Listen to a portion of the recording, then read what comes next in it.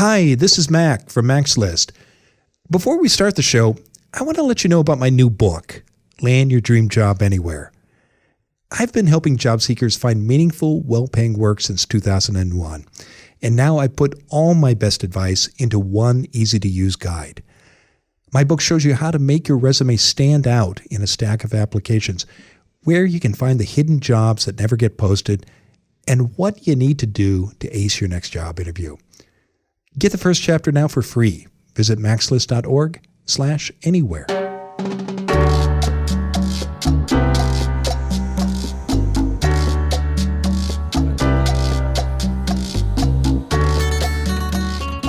This is Find Your Dream Job, the podcast that helps you get hired, have the career you want, and make a difference in life.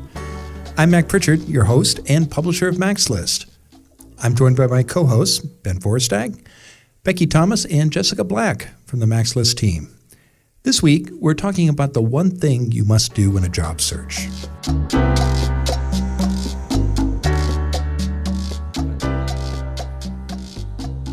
Your boss asks you to see an important client.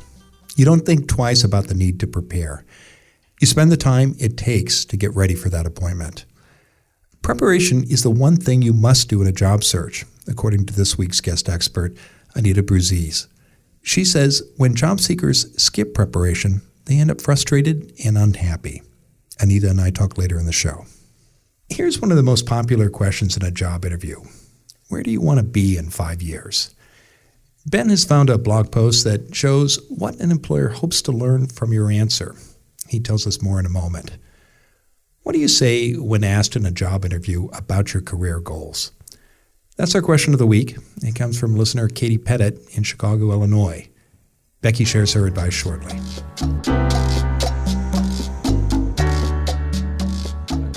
As always, let's first check in with the Mac's List team. And our topic this week is the one thing you must do in a job search. Now, I'd love to hear from you all. What's at the top of your list? Becky, you're looking pensive. Yeah, I was going to say network, but I think the more important thing is just generally to talk to people. And I think that people get really stressed out about like networking. Like, am I networking right? Like, how do I network? It's so frustrating. It's so scary. I don't like going to events or whatever. And if you're like that, you can still communicate. You can still talk about your job search to the people around you, to the people you meet. Because I think a lot of times people tend to like hide it or like don't want to bring it up all the time. Yeah. But I think that it can be so helpful for job seekers, especially if you're like you've been unemployed for a while or you're getting frustrated, to talk about it and keep it out there and open and not try to hide it, because that's when things get more frustrating and more sort of, like not positive. Mm-hmm. And I think that you need to sort of keep in mind that you should always be communicating about where you're at in your job search. Not just necessarily networking, but just in general, talking to people about where you're at and what your goals are. I think it just keeps it positive and keeps it sort of like keeps you working towards your goals. Yeah, I love your emphasis on communication and in particular human connection. Yeah, that's huge. Yeah, and agreed. Because I know we've made this point before, but you got to step away from the computer. And yes, you need to apply for jobs online, and talk to people via email. But there's no substitute for human connection. Mm-hmm. Yeah, and not getting caught up in the networking side of things, I think, is really important. The formal aspect of it, yeah. Yeah. Because that can be intimidating. It is. Yeah, it can definitely be. Yeah. It's a skill you can learn, but it takes some practice. Mm-hmm. Yeah. And it can be scary. Yeah.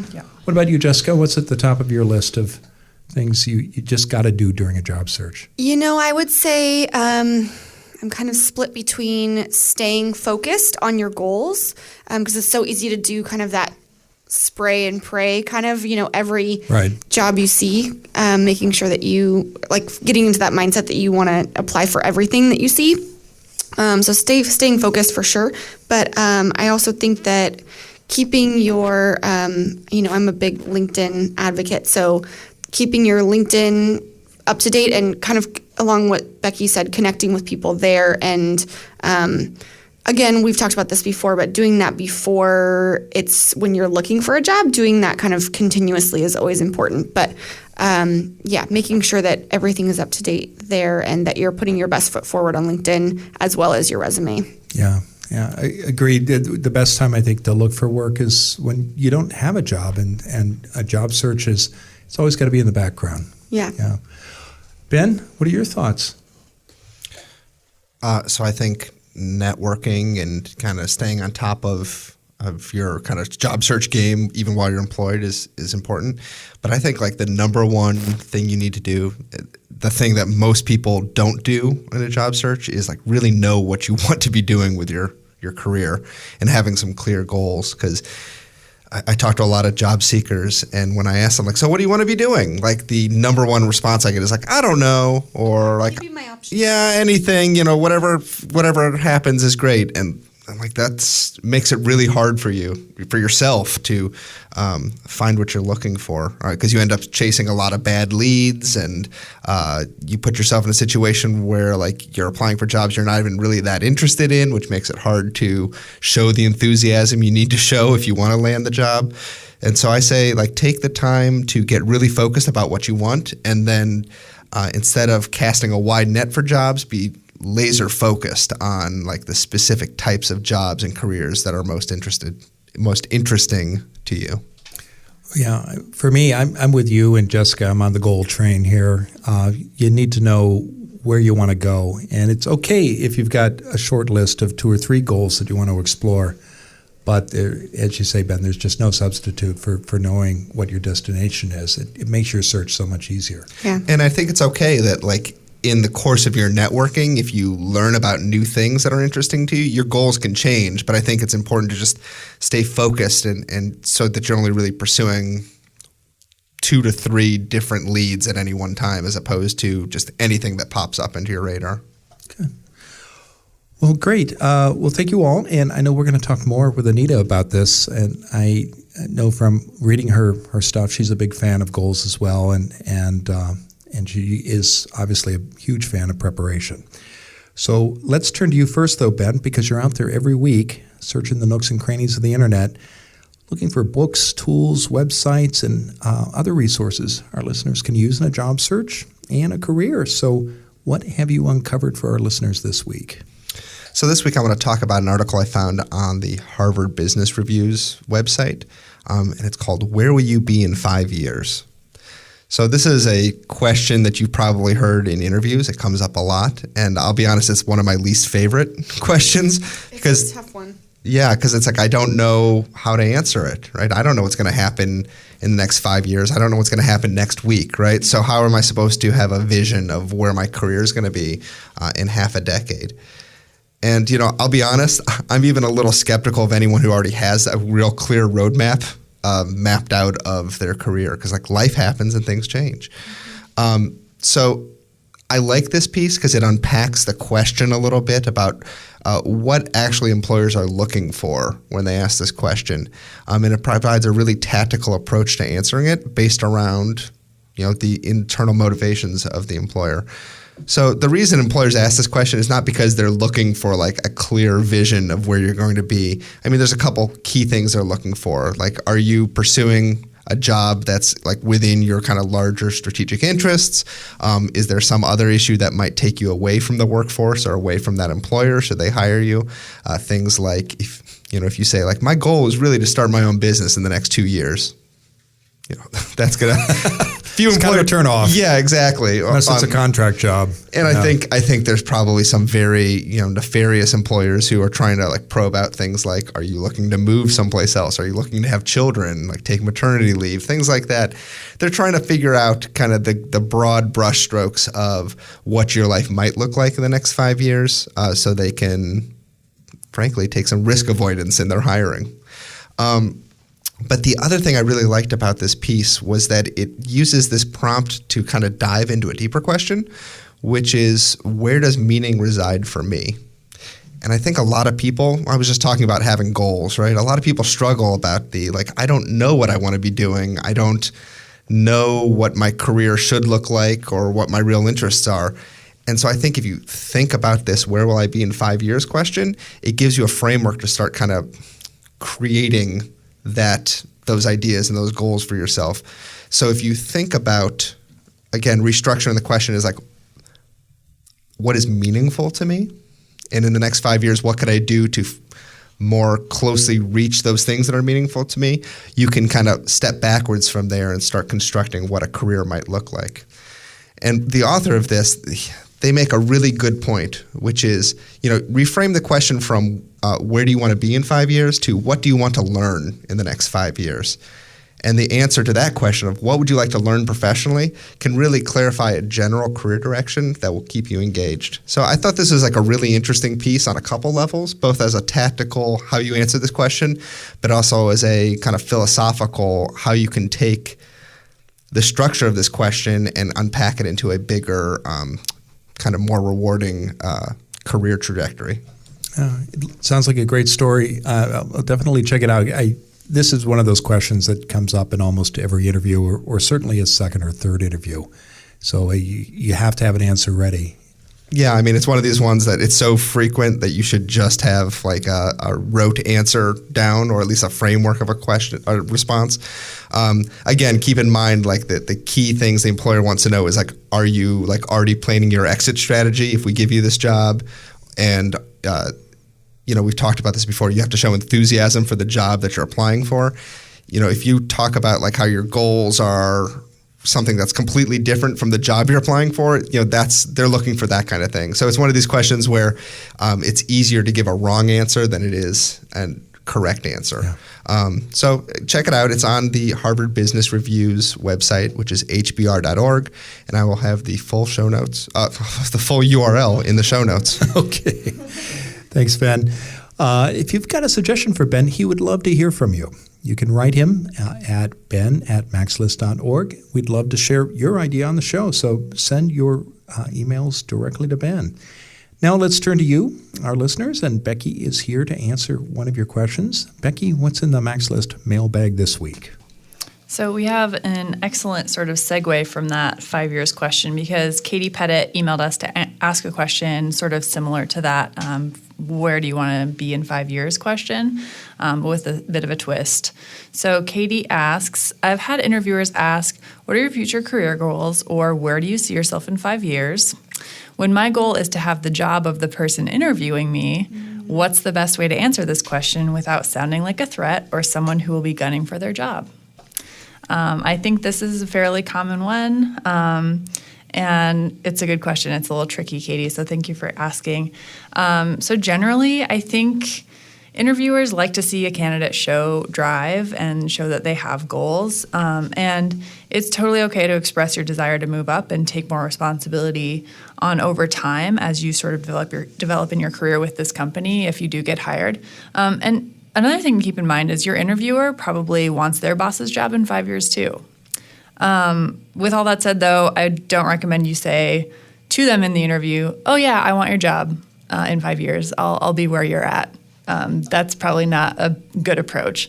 I would be a little bit more focused on yourself in this question, actually. You want to talk about your own goals for the next 5 years. So, talk about what specifically you want to do. So in the near future, I want to strengthen the leadership and work management skills that I've already built. You can talk about how you deliver the most value doing those things that you want to work on, and you feel like you're at your best when you're doing those skills. And talk about in 5 years, I hope to be managing projects and leading a team, whatever it might be. And be specific about the actions that you want to take to get to that goal. If you're a junior project manager and you want to be a project manager in 5 years, you'll have smaller steps to take over time to get to that place, whether it's starting to delegate the work within your team and then sort of leading a specific part of that project or something.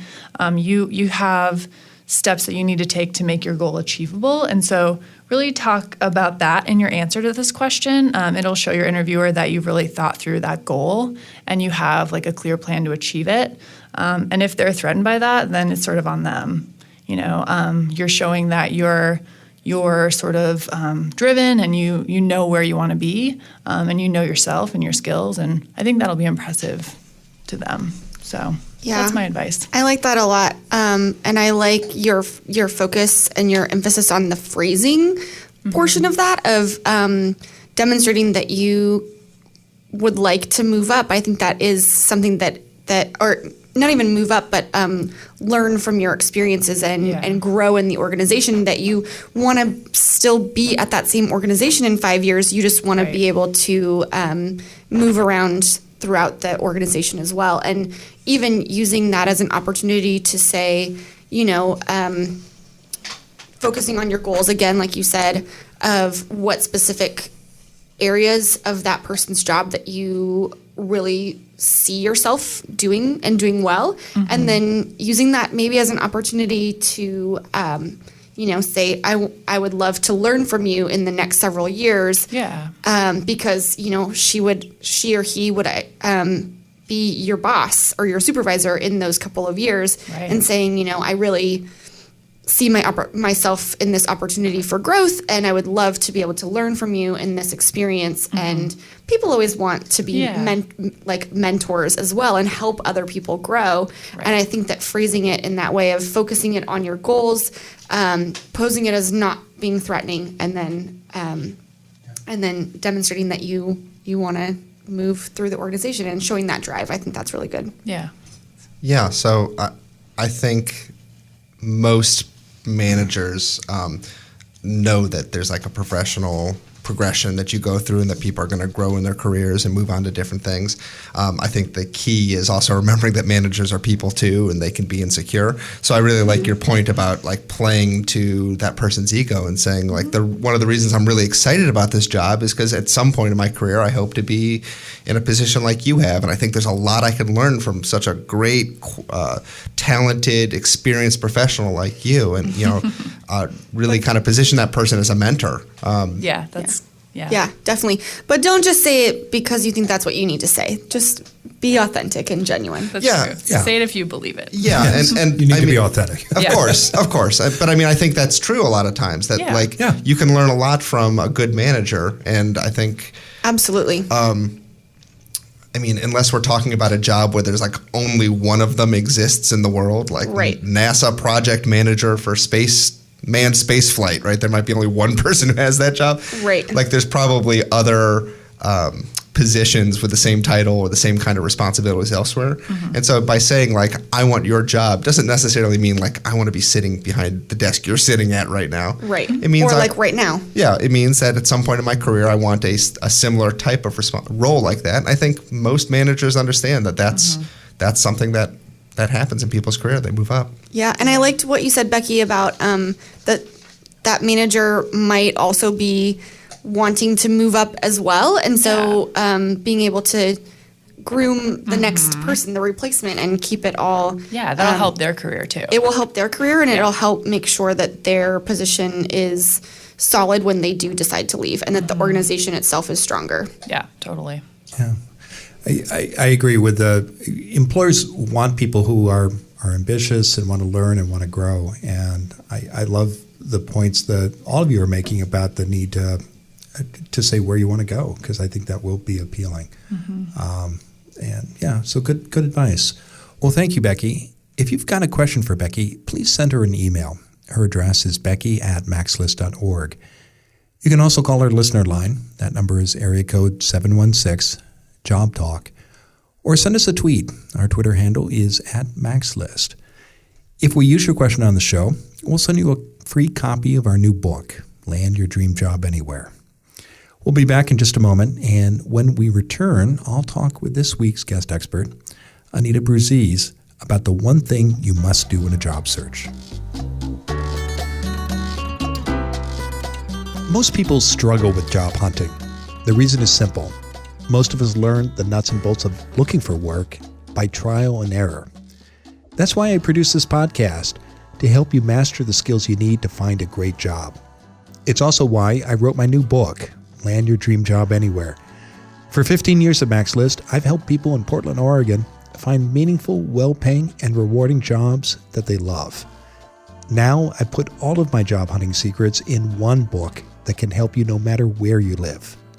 You'll learn how to get clear about your career goals, find hidden jobs that never get posted, and ace your next job interview. For more information and to download the first chapter for free, visit maxlist.org/anywhere. Now let's turn to this week's guest expert, Anita Bruzzese. She is an award-winning journalist specializing in workplace and career issues, and she's written 2 career advice books. She's also been quoted in publications such as O, the Oprah magazine, and she's been a guest on the Today Show. Anita joins us today from the St. Louis area. Anita, thanks for coming on the show. Thank you for having me. Well, it's a pleasure. Now, our topic this week is about the importance of preparation on a job search. And when you and I chatted before before the program, you were saying this is the one thing people have to do in a job search. What do you mean by preparation, Anita, and why is it so important?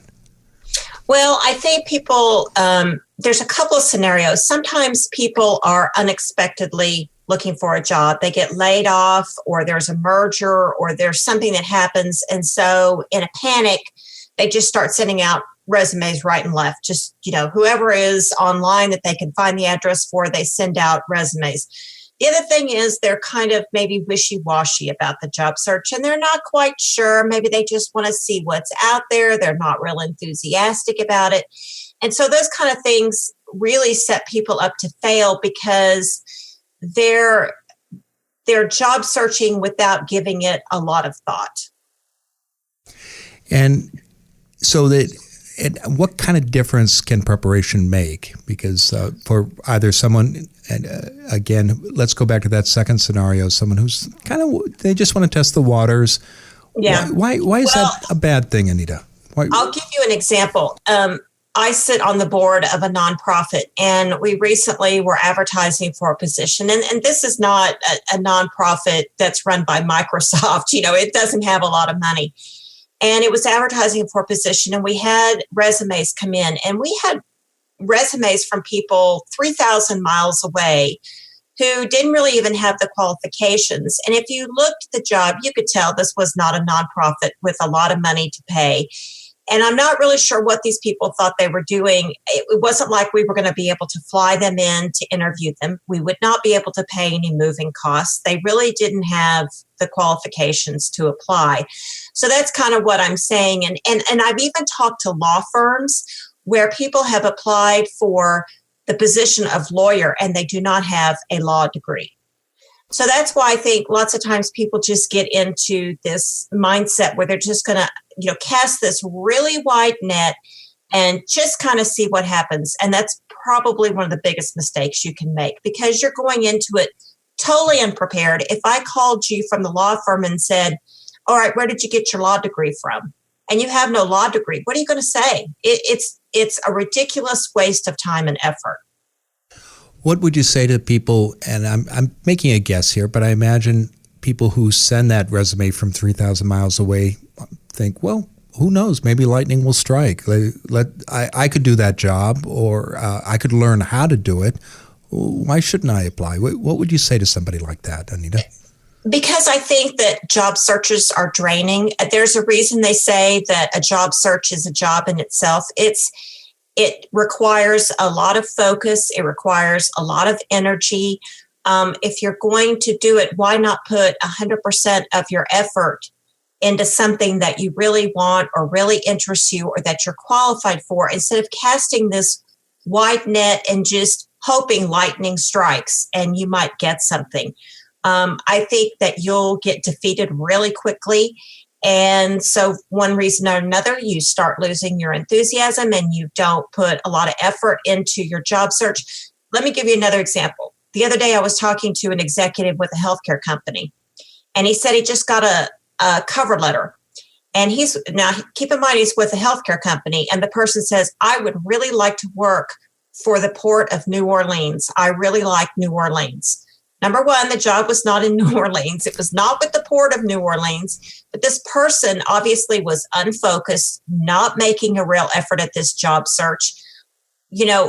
why do that to yourself and to an employer? It just, if you're not enthusiastic about the job when you're applying for it, you're certainly not going to be enthusiastic when they call you for an interview, or if you even get that far. So I just think it's a real waste of the energy that you're going to need to conduct a successful job search. Well, let's talk about the preparation that people should do before they reply to a job posting, or maybe follow up on a lead that they've gotten through word of mouth. What do you recommend people do before they hit send on an application, Anita? Well, the World Wide Web is pretty wonderful. It has a lot of resources that you can go on, a lot of little self-tests you can give yourself to decide really what you want to do, where your strengths are. Tom Rath is a good friend of mine. He's written StrengthsFinders. I recommend that if you're not really sure what you want to do. But really sit down and conduct your job search like it's a job. Decide what things you want to do, what you absolutely don't want to do. You see those things in a job posting, for example, and it's 9 out of the 10 things you absolutely hate. Why would you apply for that job? And so you sit down and you kind of come up with a game plan, what you want to do, the industries you're interested in. Do you want to move? Do you don't want to move? Do you only want to telecommute? Do you only want a remote working position? What kind of experience do you have? Is the job, requiring certain certifications or a law degree? All those little things you need to go through in your mind, so you kind of have it settled what you're looking for, and you hone in on your job search so that you are much more effective and much more likely to get that interview. You mentioned Tom Rath's StrengthsFinders 2.0, which is a great resource. We've mentioned it here on the show a number of times in the past. Are there other resources, Anita, or perhaps models that people could find and follow online to go through getting answers to the great questions you just outlined? Well, there's the Myers-Briggs test you can take. The reason I like Tom's is I think it gets people thinking in a way about themselves that maybe they never have before, because a lot of people think, oh, I enjoy doing that. But they don't see that as a strength. They see it as maybe a hobby or something. So that really opens a lot of doors. Like I said, there's a lot of resources online. If you are the graduate of a college, I would recommend you go back to your alumni. A lot of them have connections. Their career centers offer resources online, tests you can take. There is the Department of Labor has a website, and you can go on there, and they have all kinds of little tests you can take, or industries that are growing, industries that are not. So you kind of can help educate yourself about what's out there, industries that are dying, industries that are thriving, all those kind of things. I love your suggestion about checking in with career services offices for alums of universities or community colleges, because those centers have terrific resources.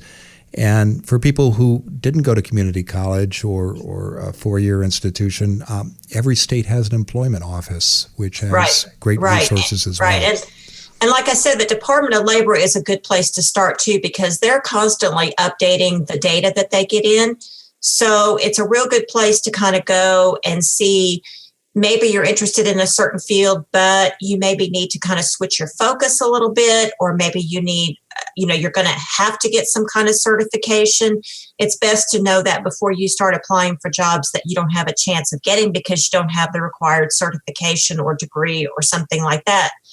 It could be, I always say, education is your best bet. And, when you're looking around, look and see if maybe you can get into, some seminars.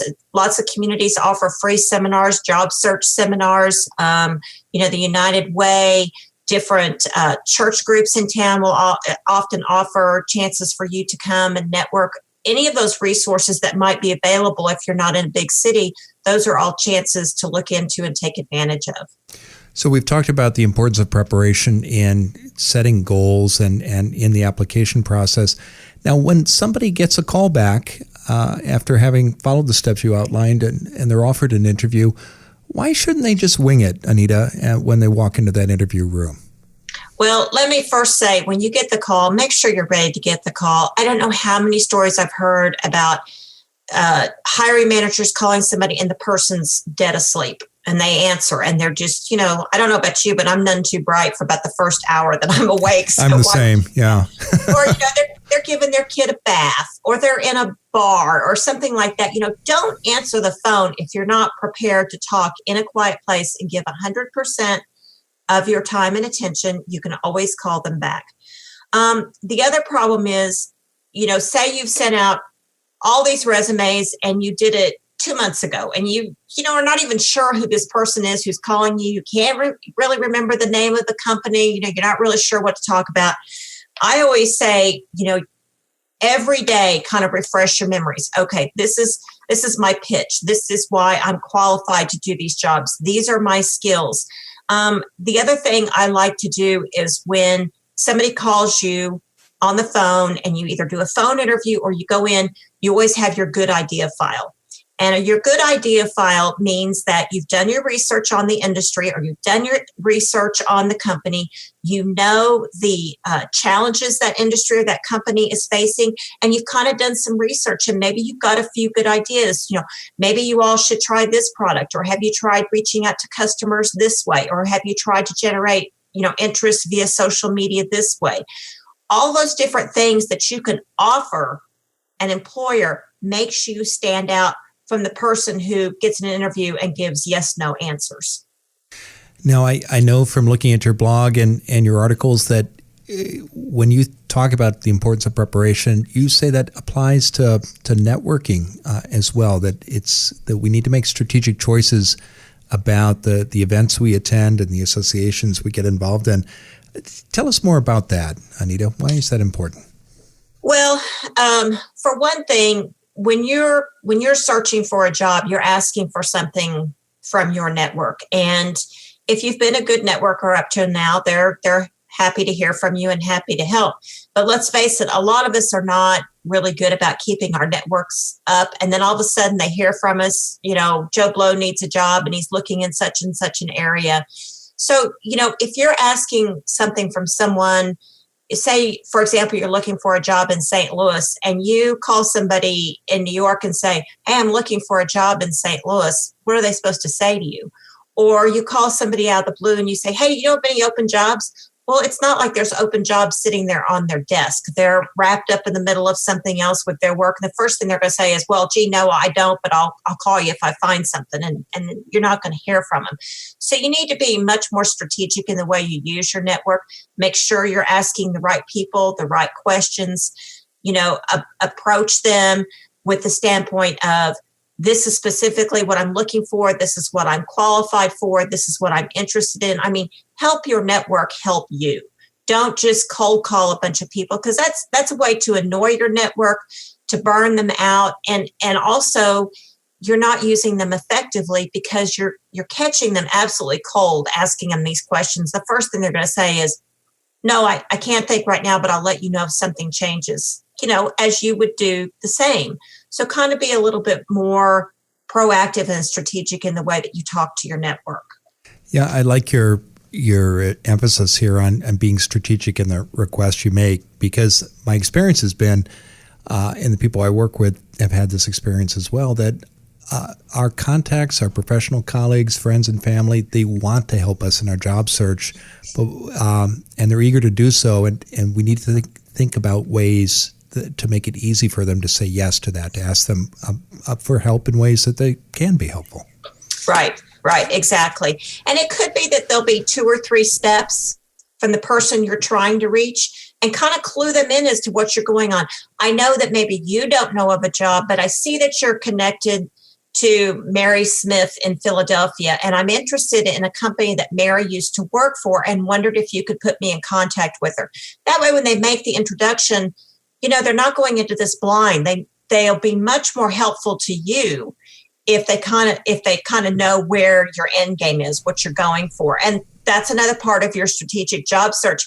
You can't just put out this generic request to people and expect them to help you. Be more specific and more clear in what you're seeking, and you'll get much better results. Excellent advice. Well, Anita, tell us what's next for you. Well, I'm pretty well committed to this career advice arena. I've been doing it a long time. And, when we went through the last Great Recession and so many people were out of work, and I heard some of the most heartbreaking stories, it really solidified my commitment to helping people in their careers, because when you have a job, it spurs everything else in your life. It goes to the most fundamental thing of being able to take care of your family, take care of yourself, plan for your future, help other people. So I really feel like that's the best way as a journalist that I can help a great number of people, is continue to help them get good jobs that they love, and then they reach back and help the next person. Well, that's great. And we certainly have that experience here too, of just how much value we get from helping others in their searches. Well, I know people can learn more about you by visiting your website, and that URL is www.45things. That's the number 4, the number 5things.com. And we'll be sure to include that link in the show notes. And I know there's information about your books and your columns and your blog as well, which is full of great, great information. Thank you so much. Okay. Well, thank you, Anita. Take care. Thank you.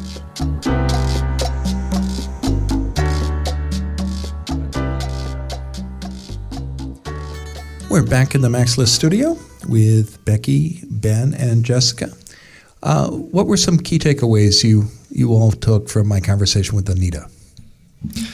So I'll start. Oh boy, you're jumping ahead of Becky. Yeah. She was leaning in. Go ahead, Ben. Well, they say that With Becky's permission. even a blind squirrel occasionally finds a nut. So I like how she echoed the point I made earlier about having goals and knowing what you want, both to save the employer a lot of time and energy, but more importantly, to save you a lot of time and energy and stress and anguish, because it takes a lot of time to fill out an application and to do that. Even if you're really not doing it well, it takes 30 minutes to do so. And if you're gunning for things where you're not really focused or qualified, that's 30 minutes that's just shot down the drain. Your likelihood of getting that job is almost zero at that point. So just avoid doing that, and you're saving yourself a lot of stress. Yeah. Yeah, some of her advice felt like tough love for job seekers, because, if you want that nonprofit job, even if you're not qualified for it, like you said, why not try? But, it was interesting from the employer's perspective to sort of, understand what that employer is thinking when they get an application where it's this just doesn't make sense to me. They're not, giving me a roadmap for how this would make sense for this person to get this job. And so as the job seeker, it's really on you to sort of, if you're not fully qualified, sell yourself, or find a better focus with the tools that she mentioned, and really figure out what your skills are and what your goal job is and should be. I think that's the happy medium between just try it and see what happens and don't do it at all, which is if you don't perfectly fit that job description, or if there's something in your application you're located 4,000 miles away, it's really on you to go above and beyond and show them why it's worth their time to talk to you. You always say, it's build them a roadmap so you can sort of walk them through how you might make this work. Yeah, hold their hands through it. Yeah. Yeah. A lot of people, I think, use the job search process as for goal setting, and I made the same mistake in my 20s. I used applications and interviews to figure out if I really wanted a particular job or not. And the problem with that is it's a lot of work to send in the applications. You don't get a lot of interviews, and I never got a job offer when I was uncertain about whether I wanted to work in that field or not, because I think my hesitation always came through. Yeah. And I think a lot of people get stuck in that trap too. And so I love her emphasis on goal setting at the start and getting clear about what you want before you hit send on an application. Jessica, what are your thoughts? I really liked her note about being ready when you pick up the phone. I really liked that sort of reiteration of you don't have to jump for phone calls when you get them, even though you're excited about it, and it's a great sign to get a phone interview and all of that stuff. But being in the right mindset and being in the right space is really important, and it will help illuminate you as a candidate as well. And so that's really important to make sure. And it's okay if it goes to voicemail and you call them back if you're not in the right space. Yeah. And so I thought that was really good as just a reminder. And I like that point too. I think it was Hannah Morgan, who was an earlier guest, talking about how to manage phone interviews. And she said it was okay to, if you recognize the number, and you could take a call, and you were in a quiet place, as Anita said, to find out what the job was about and say, can I call you back at this time? And in other words, do the preparation that Anita was talking about. Right, which is always good. Good. I would just warn against not taking the call at all. Like, No. I would definitely pick up the phone because a lot of people don't want to leave voicemail. Absolutely. I'm thinking of her example of, you're giving your kid a bath or something. Like, that's a point where you don't pick up the phone even to say, can I call you back? Yeah. That's a point where you let it go to voicemail. But other times, if you're just not quite ready to talk, picking it up and saying, I'm so excited about this opportunity. I'm not in a great space right now. Or I'm not in a good location to talk. Can I call you back in 15 minutes or whatever? Can we set up an appointment to talk? Yeah. That's where I'm saying that was a good advice. Yeah. Agreed. I think that was good note, Ben. Thanks. Well, great. Well, thank you all. And thank you, Anita, for joining us today. And thank you, our listeners, for downloading today's episode of Find Your Dream Job. If you like what you hear, please sign up for our free weekly newsletter. In every issue, we give you the key points of that week's show. And we also include links to all the resources mentioned, and you get a transcript of the full episode. If you subscribe to the newsletter now, we'll send you our new guide, the Top Career Podcasts of 2017. Discover all the podcasts that can help you find a great job and get the career you want. Get your free newsletter and podcast guide today. Go to maxlist.org/topcareerpodcasts2017. And join us next Wednesday when our special guest will be Sally Hubbard, host of the podcast Women Killing It. She'll explain how finding your joy leads to career success.